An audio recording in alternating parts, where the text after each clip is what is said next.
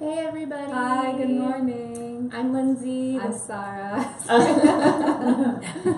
We're taking over Facebook Live today. Ryan and Kelly are on vacay. Hi Ryan and Kelly. So Sarah and I are going to talk about the newest social media trends going on. Yeah. So we actually had, Kat and I were the ones who talked about it last month, so we just wanted to continue it and maybe possibly make it a regular segment because, as you know, there are always things changing in the social media world, so we want to be able to present them and talk about them and inform you guys about what's happening. So yeah. Do you just want to?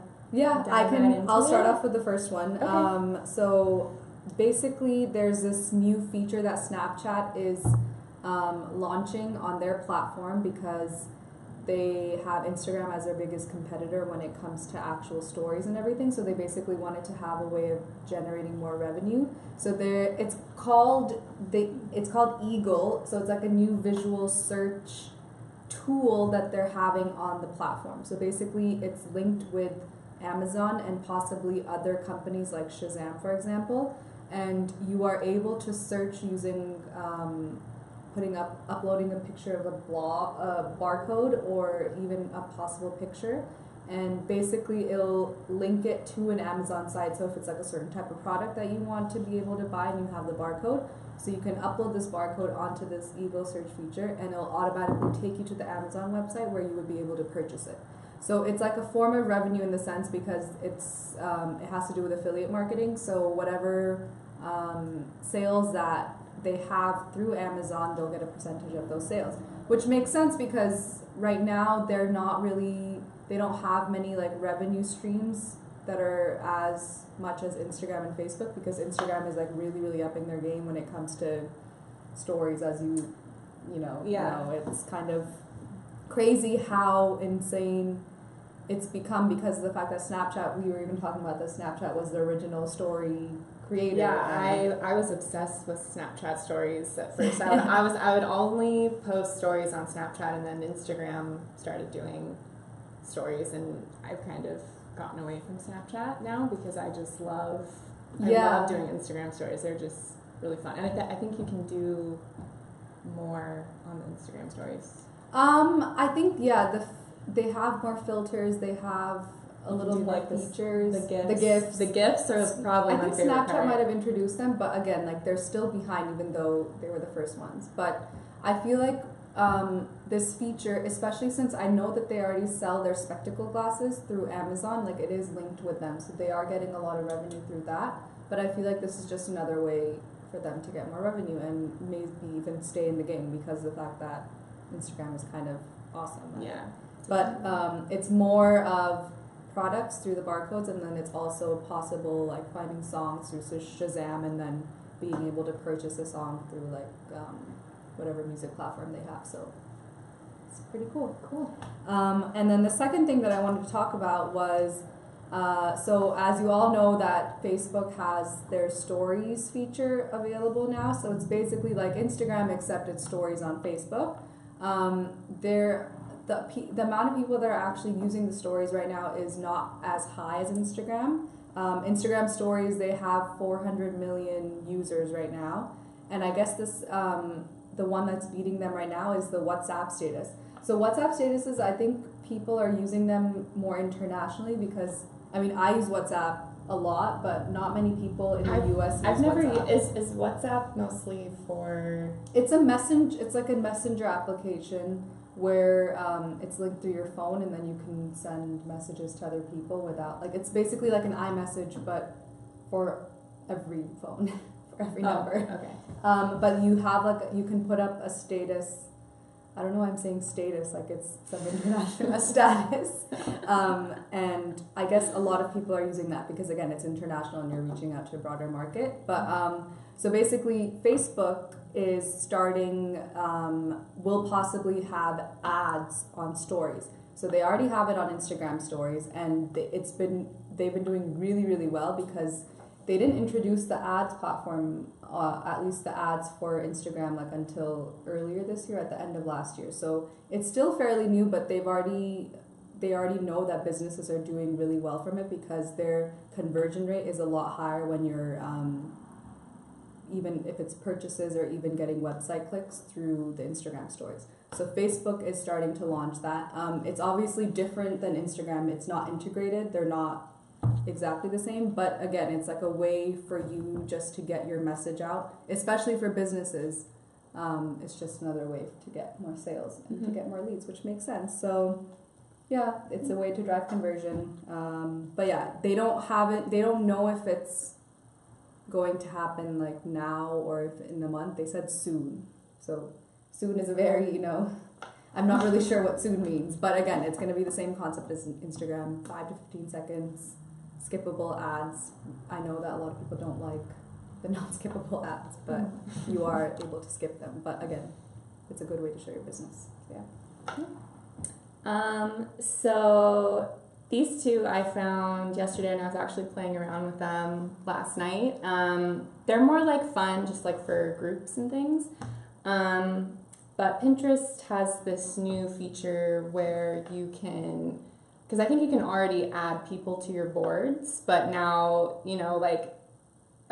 you can chat with people. Like, you add people to the board, and say you're like planning like a surprise birthday party for somebody, and you want to come up with ideas and like post pins and things on this board. So now you can like chat with each other and like talk about that's like, cool. Oh, that's that's a cool pin. Like, let's do that. And so that's kind of a cool feature. It's like good for weddings and like things like that. So I thought that was really fun. And then for Facebook, there's this new feature where if you have a group, you can do a watch party. So if you're in your group page and you go to the post a comment little box, you click on that, and there's like all these little options that come up, like post an image, or a GIF or something. There's watch party.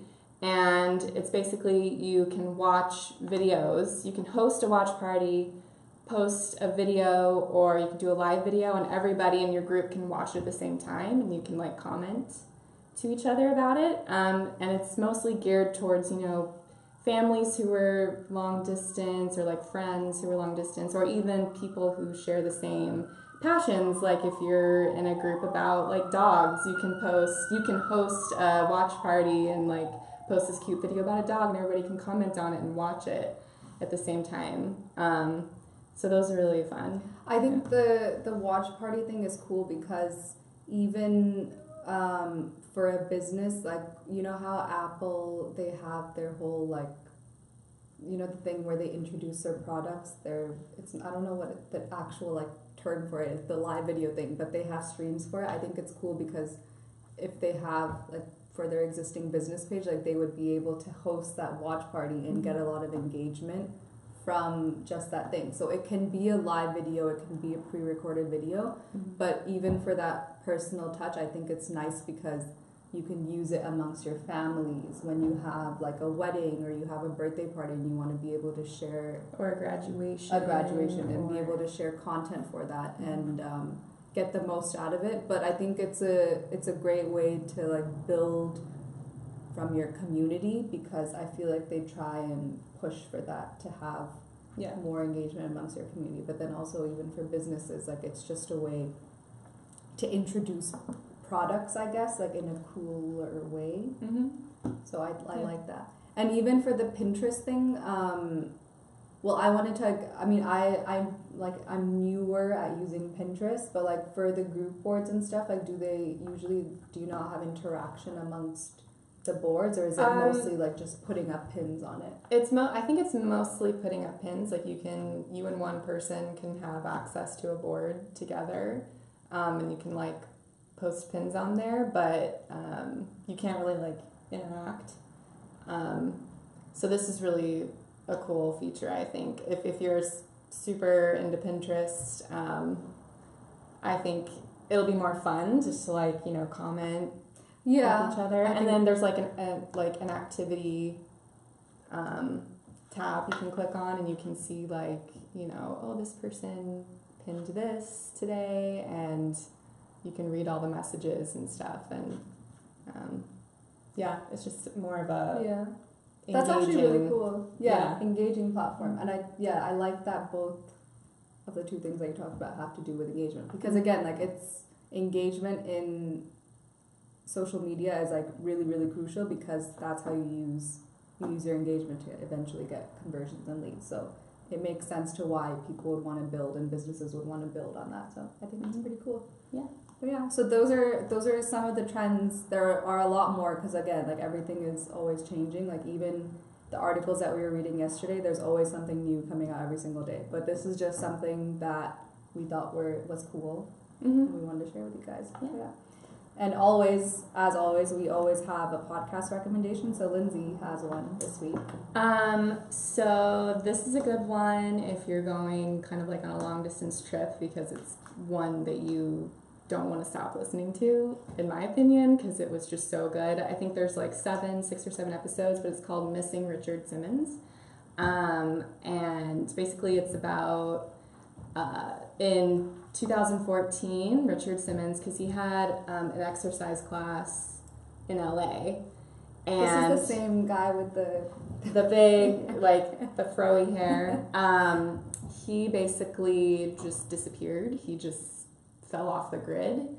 And he cut off all of his friends and his family. And this guy, who was a regular in his LA exercise class, he's a filmmaker, and he was friends with Richard Simmons, and he basically wanted to know what happened to him. And so he goes on this big old, he digs for, where is he, why did he, fall off the grid, basically. It's so good. It's such a weird mystery.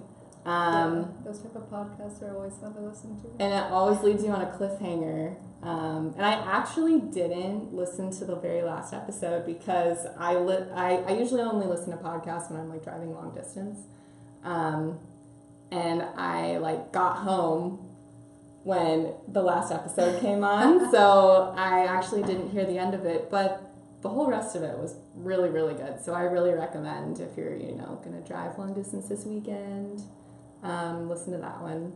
It's really one good. season or it has multiple seasons? I think it's just one. It's just one season. Oh. Yeah. And this guy was his friend or? Yeah. Well, Richard Simmons had a lot of friends, and so, but this guy is, like not like a super close friend, but just like, he went to his class, like went to his house a couple times, just like, and he's a filmmaker, so he was just curious, he just wanted to do That sounds interesting. I'm gonna check it out. Yeah, it's really good. Okay, thank you for joining us, and we will see you next week. Yeah. Have a good weekend. Bye. Bye. Say.